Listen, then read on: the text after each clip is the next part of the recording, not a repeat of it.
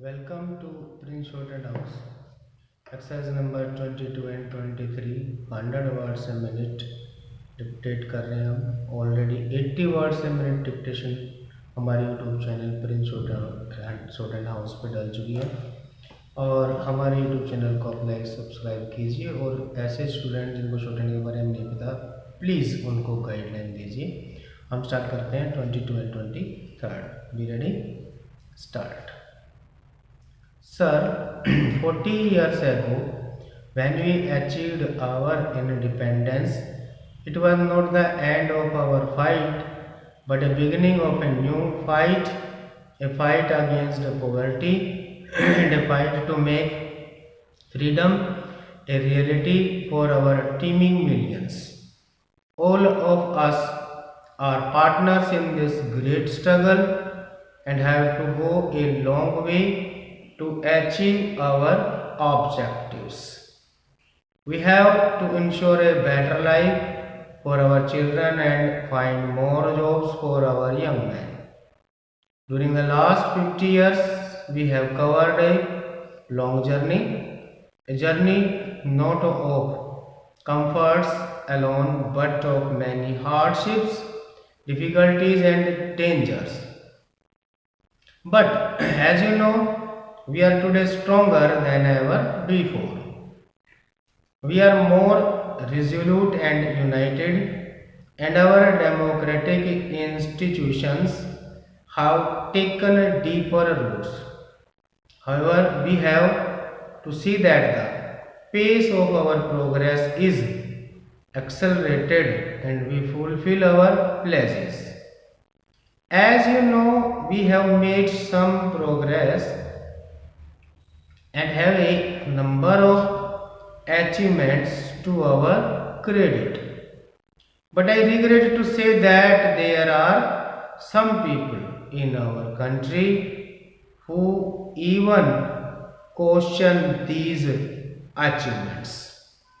There is a mighty upsurge in India today, and we all should try to gear ourselves to meet the challenges before us. We should strive for unity and strength to achieve our objectives. Any temporary difficulty or our failure to do things should not lead us to believe that there has been no progress. We do make mistakes sometimes, but these cannot nullify our achievements. While we criticize ourselves for our shortcomings, we should not overlook our many achievements. We have to do some heart searching and decide what the shape of things should be. Almost every year, as you know, we face droughts in some parts of the country and floods in others. But the impact of such tragedies today is not the same as it used to be years ago. Previously, whenever there was drought in rural areas, there was hardly any assistance from outside. But things are quite different now. We take immediate steps to rush aid to the affected areas and face the calamity unitedly. We cannot prevent the vagaries of nature, but we can always face them unitedly. A significant development we see is the increasing self-reliance among our people and a belief that they alone are the masters of their destiny. This is our greatest asset and a source of our real strength. As you know, we have made considerable progress in the fields of agriculture and industry. 55 years ago, when we became free, our condition was really bad and we were fully of an anxiety. we were faced with so many problems, and it looked as if we would not be able to preserve our independence. But these people were proved wrong. We were successful in solving our problems one by one, and during these years made significant progress in every walk of life and improved our performance in industrial and agricultural fields. Food production in the country increased, a large number of new factories have come up, and again all the critical and complex problems were solved one by one. Production of steel and electricity has increased. Many heavy machines which we have formerly importing are now being manufactured in the country. The development of heavy industry has enabled us to manufacture other machines ingeniously. It is true that our production is largely due to rapid increase in our population. So we are always faced with the problem of how to meet the demand which is increasing day by day. Some people do not see things in proper perspective and try to belittle the achievements. Such persons who close their eyes to the realities are no friends of the people. I would like to take this opportunity to thank our armed forces for their heroic and courageous deeds. These brave soldiers and officers of our army, navy and air force have made great sacrifices to safeguard freedom of the country which has been attacked 5 minutes. I firmly believe that the freedom of India will always be safe in their hands. We express our gratitude and sympathies to the families of our brave soldiers and officers who lost their lives in the fighting.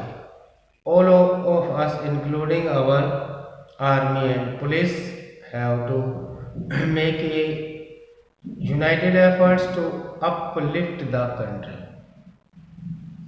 We fully realize that the real strength of a nation depends on its progress, on its ideology, on the unity of its people, on the readiness of its people to make sacrifices. We see a lot of tensions in the world today. The real question before us is whether we want to put always our energies in useless agitation and quarrels or whether we want to look into our future and act to make it really prosperous. Today we find restlessness among our young and others. This restlessness is not peculiar to us alone. Youth all over the world want more and more participation in political and social affairs of the country at large. This is a universal phenomenon today. Stop. Next para, exercise number 23. Legal. First and foremost, it is pertinent to note that this court in its judgment in Syed Abdul Qadir case recognized that the issue of recovery revolved on the action being inequitous. Dealing with the subject of the action being inequitous, it was sought to be concluded that when the excess unauthorized payment is deducted within a short period of time, it would be open for the employer to recover the same. Conversely, if the payment had been made for a long duration of time, it would be inequitous to make any recovery. Interference, because an action is inequitous, must really be perceived as interference because the action is arbitrary. All arbitrary actions are truly actions in violation of Article 14 of the Constitution of India. The logic of the action in the instant situation is iniquitous or arbitrary or violative of Article 14 of the Constitution of India, because it would be almost impossible for an employee to bear the financial burden of a refund of payment received wrongfully for a long span of time.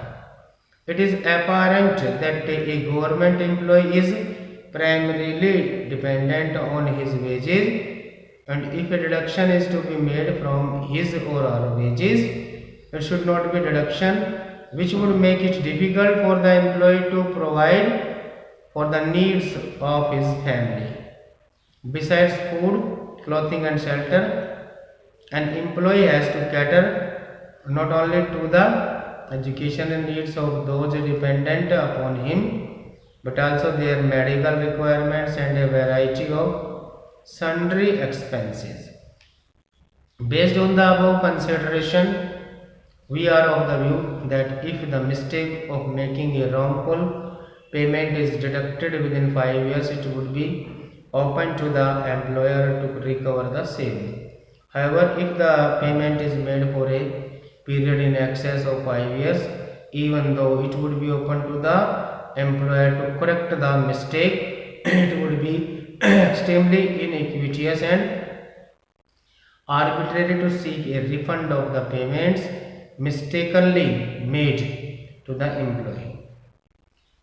In this context, reference may also be made to the decision rendered by this court in Shyam Babu Verma versus Union of India SCC 521, wherein in this court observed as under, we have held that the petitioners were entitled only in terms of the recommendations of the Third Pay Commission, whether effect from January 1st, 1973. Accordingly, we direct that no steps should be taken to recover or to adjust any excess amount paid to the petitioners due to the fault of the respondents, the petitioners being in no way responsible for the same. It is apparent that in Shyam Babu Verma's case, the higher pay scale commenced to be paid previously in 1973. The same was sought to be recovered in 1984, that is after a period of 11 years. In the aforesaid circumstances, this court felt that the recovery after several years of the implementation of the pay scale would not be just and proper. We therefore hereby hold recovery of excess payments discovered after 5 years would be iniquitous and arbitrary, and as such violative of Article 14 of the Constitution of India. Examining a similar proposition, this court in Colonel B. J. Akara versus Government of India observed as under. Such relief restraining back recovery of excess payment is granted by courts not because of any right in the employer is, but in equity in exercise of judicial discretion to relieve the employees from the hardship that will be caused if recovery is implemented. A government servant, particularly one in the lower rungs of service, would spend whatever emoluments he received for the upkeep of his family. If he receives an excess payment for a long period, he would spend it genuinely believing that he is entitled to it, as any subsequent action to recover the excess payment will cause undue hardship to him, relief is granted in that behalf. But where the employee had knowledge that the payment received was in excess of what was due or wrongly paid, or where the error is detected or corrected within a short time of wrong payment, courts will not grant relief against recovery. The matter being in the realm of judicial discretion, courts may, on the facts and circumstances of any particular case, refuse to grant such a relief against recovery. A perusal of aforesaid observations made by this court in Colonel B.J. Akra's case reveals a reiteration of the legal position recorded in the earlier judgments rendered by this court, inasmuch as it was again affirmed that the right to recover would be sustainable so long as the same was not iniquitous or arbitrary. The observation extracted above, this court also recorded that recovery from employees in lower rung of service would result in extreme hardship to them. The apparent explanation for the aforesaid conclusion is that employees in lower rung of service would spend their entire earnings in the upkeep and welfare of their family, and if such excess payment is allowed to be recovered from them, it would cause them hardship. Stop.